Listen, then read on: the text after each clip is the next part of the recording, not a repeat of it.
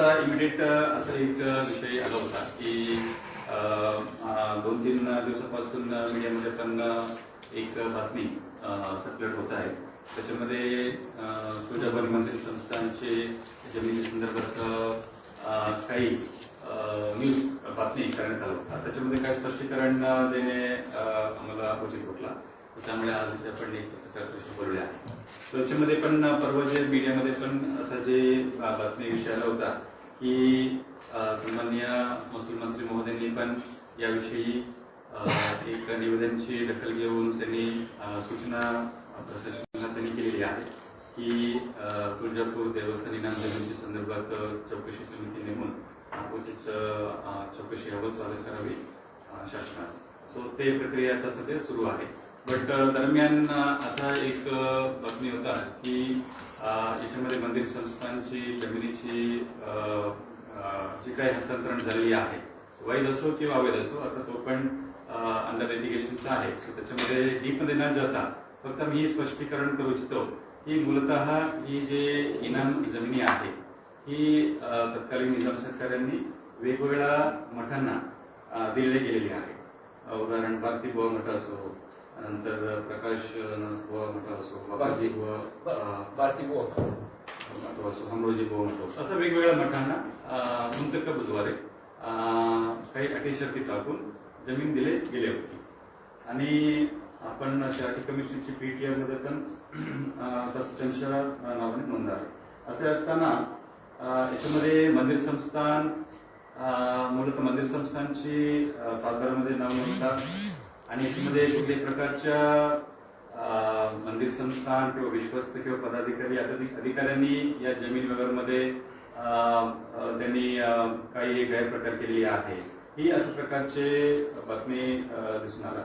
So आम्ही स्पष्टीकरण करू शकतो की याच्यामध्ये मूलतः नावच सातबारामध्ये नव्हता. सो त्यामुळे ह्याचा प्रश्न उद्भवतच नाही. बाकी जे गोष्टी आहेत, आता चौकशी समिती नेमण्याची आदेश आहे, ते आपण चौकशी समिती नेमून जे काही चौकशी आढळून येत आहे ते तुमच्या समोर आपण म्हणणार आहोत. धन्यवाद. चौकशी समितीमध्ये कोण कोण असेल? आपण ते चौकशी समितीचे आता आपण आदेश करायचे. वरिष्ठ अधिकारी असणार आहे. वरिष्ठ अधिकाऱ्यांची अध्यक्षतेखाली ते चौकशी होणार आहे. मठाच्या नावाने ही जमीन दिलेली आहे भारती बुवा अजून सर त्यांना धरू, तुळजाभवानी देवी मंदिर संस्थानची एकूण जमीन किती आहे आणि कुणाला किती दिलेली आहे? तसं बघितलं तर तुळजाभवानी मंदिर संस्थान प्रॉपरची जी जमीन आहे, तुळजापूर शहरामध्ये आपला सैनिकी स्कूल आहे, नंतर भक्तनिवास आहे, नंतर गाडशील पार्किंग जगा, ही सर्व मंदिर संस्थांची मालकीची आहे, ताब्यात पण आहे आणि मंदिर संस्थान वापरत आहे. सर, मंदिर महासंघाची मागणी केलेली, नेमकं मागणी काय? नाही, त्याच्यामध्ये आपण डिटेलमध्ये त्याचे निवेदन अजून आपण वाचू नये. बट त्याच्यामध्ये त्यांनी मागणी माननीय मंत्री महोदयांकडे केलेली आहे. मंत्री महोदयांनी त्याच्या अनुषंगाने चौकशी समिती नेमून त्याच्यामध्ये हे करावी असं सांगितलं आहे. त्याच्यामध्ये प्रिलिमिनरी असं आढळून येत आहे की काही इनाम जमिनी आहे ते गैरप्रकाराने काही इतर लोकांना हस्तांतरण झालेली आहे, त्याची चौकशी करावी असं त्यांच्या निवेदनामध्ये दिसून येत आहे. तुळजापूर यात्रा मैदान बी अतिक्रमण झालेलं आहे, त्याच्याविषयी ही वेगळा विषय आहे. तुळजापूर यात्रा मैदान या विषयी ही मठाला ज्या जमिनी दिल्या त्या मंदिरात सेवा करण्यासाठी दिल्या. उदाहरणार्थ दिवाबत्ती, जागलोट हे त्या मठाकडनं केलं जातं का? हा, ही पण अगदी मूळ पॉइंट हीच आहे की जेव्हा जे काही इनाम जमिनी प्रदान करण्यात येत आहे त्यावेळेला, सो ते एखाद्या अटी शर्तीवर ते इनामी जमिनी मुंतकब किंवा खिदमतमाश, मदतमाश या कॅटेगरीद्वारे प्रदान करण्यात येतात. सो त्याच्यामध्ये पण मुळतः या मठाला जी जमीन दिली गेलेली आहे ती देवीजीची सेवेसाठी दिली गेलेली आहे. आता तसा अटी शर्ती पालन होते की नाही होते ही चौकशी समिती ठरवते. त्याच्यात मंदिर समितीचा कसलाही संबंध नाही. मंदिर संस्थेची याच्यामध्ये मुळतः त्याच्या ताब्यामध्ये मंदिर संस्थेच्या ताब्यामध्ये नव्हता आणि सातबारामध्ये पण मंदिर संस्थानची नाव असं नव्हतं. कोणत्या मठाला किती दिली आहे त्या पण तुम्हाला देतो. सर, ह्या इनामी जमिनी संदर्भात तुळजाभवानी मंदिर संस्थानचा कुठलाच रोल असणार का? नाही, याच्यामध्ये ही बघा, ही आपण लक्षात घ्या. आता आमच्या पत्रकार बांधवांनी एक प्रश्न विचारले की आपण या जमिनी ज्या करण्यासाठी दिले गेले होते ते देवीची सेवेसाठी दिले गेले होते. आता मंदिर संस्थान या ट्रस्ट चालवतात. म्हणजे मंदिर संस्थांचे जे कारभार आहे, मॅनेजमेंट आहे, पूजा विधी वगैरे आहे, ही मंदिर संस्थांची विश्वसनीय देखरेखीखाली होतात.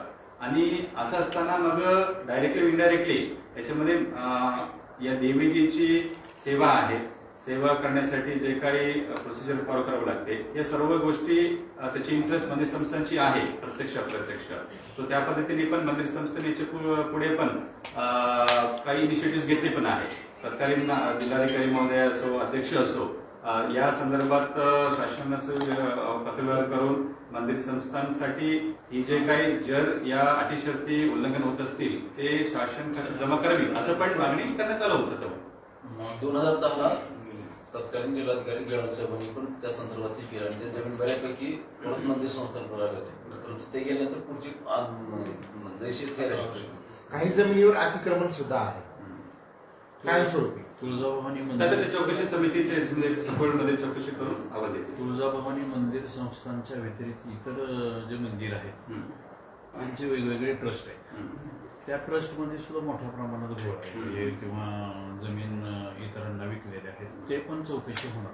नाही, याच्यामध्ये आता आपला जे निवेदनमध्ये जे काही मुद्दे आहेत त्याच्या अनुषंगाने चौकशी होणार. बाकी इतर जे ट्रस्ट आहे ते आपला ते बॉम्बे पब्लिक ट्रस्ट त्या अंतर्गत ते ट्रस्ट त्यांनी स्थापन केले की नाही ते बघावं लागेल आणि ते चार्ज कमिशन होतील. आपण जमिनी ज्या दिलेल्या आहेत ते निजाम काळापासूनच दिलेले आहेत जमीन, पण ट्रस्ट वेगवेगळे आहेत. ओके, ते याच्यामध्ये आपण ते स्कोप अजून ठरले गेले नाहीये. आपण ते स्कोप ठरवून चौकशीचे स्कोप ठरवून आपण चौकशी समितीला तसं सर, चौकशी समिती किती दिवसात गठीत? आपण लवकरच गठीत करू. पुढच्या आठवड्यात. आणि चौकशी अहवाल किती दिवसात येणार नाही? आपण बघा, ही लक्षात घ्या की जे मॅटर आहे खूप गुंतागुंतीचे आहे. याच्यामध्ये कायद्याविषयी आहे, काय ट्रान्झॅक्शन पण झाले असतील कदाचित आणि मल्टिपल लिटिगेशन पण चालू आहे. रेव्हेन्यू कोर्टमध्ये असो, सिव्हिल कोर्टमध्ये असो, हायकोर्टमध्ये पण असो. तर त्यामुळे या सर्व गुंतागुंती लक्षात घेता आपण चौकशी समितीला तातडीने लवकरात लवकर अहवाल सादर करण्याची सूचना पण देतो. सर, मंदिर संस्थांची एकूण जमीन किती आहे, एकरमध्ये किंवा हेक्टरमध्ये? कारण की बातम्यामध्ये वेगवेगळा विषय आला, कुठे 4121 आला, कुठे 4000 एकर आला, कुठे हेक्टर आला. नेमकी जमीन किती आहे तो मी सांगतो. आता ही जे 4000 एकर आपण जे मीडिया केले जातात ते मंदिर संस्थांची नावाने नाहीये. सो ऍक्च्युली मंदिर संस्थांची नावाने आहे ते तुळजापूर शहरामध्ये आहेत. एक्झॅक्टली आपण फिगर्स तुम्हाला कळवतो. बट प्राधान्याने आपला मंदिर संस्थांमार्फत चालवणारे सैनिक शाळा आहे. नंतर आता नुकते इंजिनिअरिंग कॉलेज होती, आपण ते शासनाला आता हस्तांतरित केली आहे. त्याच्यानंतर आपण गाडशील इथे एक लगभग 4 एकर आहे. त्याच्यानंतर आरदवाडी इथे एक लगभग 2 एकर आहे. अशा प्रकारचे विखुरलेले स्वरूपाचे आहे, बट लिमिटेड स्वरूपाचे आहे. आम्ही तुम्हाला डिटेल्स देतो. सर, या मंदिर संस्थांच्या ज्या सर्व जमिनी आहेत, तुम्ही इतर सर्व ज्या जमिनी आहेत ते ई ऑफिस प्रणालीद्वारे 7/12 करतात, फेरफार करतात, याचं काय करणार का तुम्ही? प्रॉपर्टी कार्ड, मॅपिंग करणार. नाही, आपण असं आहे की आपल्याला गव्हर्नमेंट लँड कस्टडियन आपला रेव्हेन्यू डिपार्टमेंट आहे आणि या गव्हर्नमेंट सगळ्या प्रकारची गव्हर्नमेंट लँडची up to date land bank तयार करण्याची प्रक्रिया सध्या चालू आहे. आपला गायरन जमिनी असो, मार्गदर्शनची जमिनी असो. आता इनाम जमीन कसं आहे, इनाम जमीन वेगवेगळ्या व्यक्ती किंवा संस्थेला दिले जातात. सो ऍक्च्युअली तसं पाहिजे तो ते गव्हर्नमेंट एजन्सीला ऑर्गनायझेशनला दिले नाही. सो तसं लँड बँक आपल्याकडे आहे, फक्त अद्यावत आपण लँड बँक पुन्हा आपण एकदा ड्रॉइंग घेऊन अपडेट करून घेऊ. धाराशिव जिल्ह्याव्यतिरिक्त इतर जिल्ह्यात मंदिर संस्थांच्या जमिनी आहेत का? ते एकदा खात्री करावं लागेल. सर, दाखल्याचा पण विषय आहे. हा इथं बोला की निवेदनावर त्याच्यामध्ये काय आहे तो पण विषय गंभीर आहे. तो पण सध्या आता हायकोर्टमध्ये मॅटर चालू आहे. त्यांनी पोलीस तपास करतात. सो त्यांच्या ते सांगू शकतो. काही याच्या संदर्भात असेल तर आपण सांगू. अदरवाईज नेमकी किती जमीन दिली त्या संदर्भात भेटत. सर, असं काय मॅटर आहे का, ज्यावेळेस जिल्हाधिकारी कार्यालयामध्ये आग लागली होती त्याच्यामध्ये तुळजाभवानी संस्थांच्या किंवा इतर ज्या जमिनीचे जे कागदपत्र आहेत ते जळाले होते? नाही, ही माझ्या निदर्शनास आली नाही. सर, माझा ज्या मंदिर संस्थांच्या अनुषंगानेच माझा प्रश्न आहे, पण या विषयाच्या संदर्भात नाही. सध्या देशभरामध्ये राम मंदिराच्या दानपेटीचा मुद्दा गाजत आहे. परवा उद्धव ठाकरे यांची जी सभा झाली त्यांनी तुळजाभवानी देवी मंदिर संस्थांचा उल्लेख केला. त्या अनुषंगाने सध्या तुळजापूर मंदिर देवस्थानची म्हणजे दानपेटीची जी सुसूत्रता आहे काय? नाही, याच्यामध्ये पण ही पण महत्वपूर्ण विषय आहे की आता आपल्याकडे लाखो भाविक येतात, लाखो भाविक दान करतात, वेगवेगळ्या प्रकारचे दान होत असतात.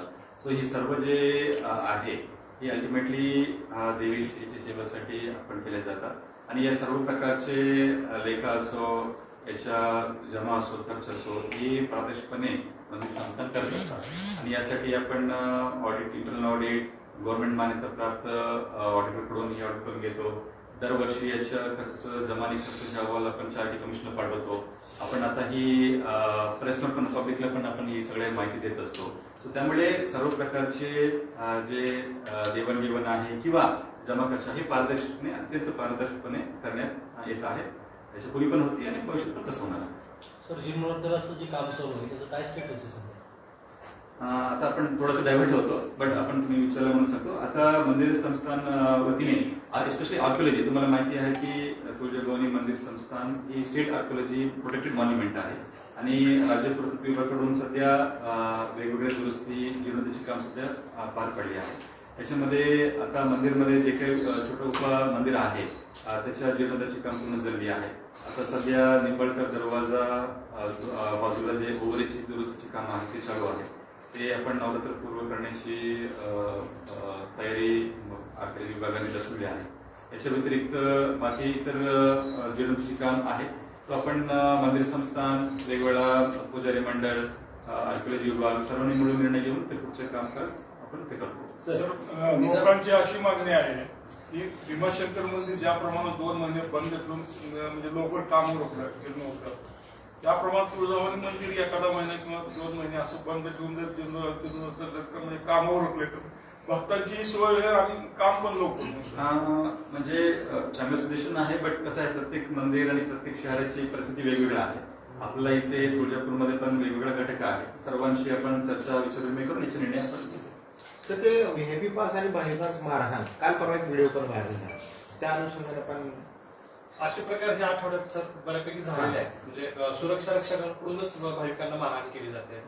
याला जोडून अजून एक प्रश्न असा आहे की तुमचे PRO जिथले म्हणजे तिथले जे कोणी आहेत तर नाही, त्यांनी असं सांगितलं की आम्ही पत्रकार आहेत, आम्हाला हे नाही की आमचं आयडेंटिटी काय, पत्रकार कुठं आमच्या म्हणजे बाजूला बातम्या देतात, आमच्या विरोधात सारख्या बातम्या देतात, असं एक त्यांचं म्हणणं असतं.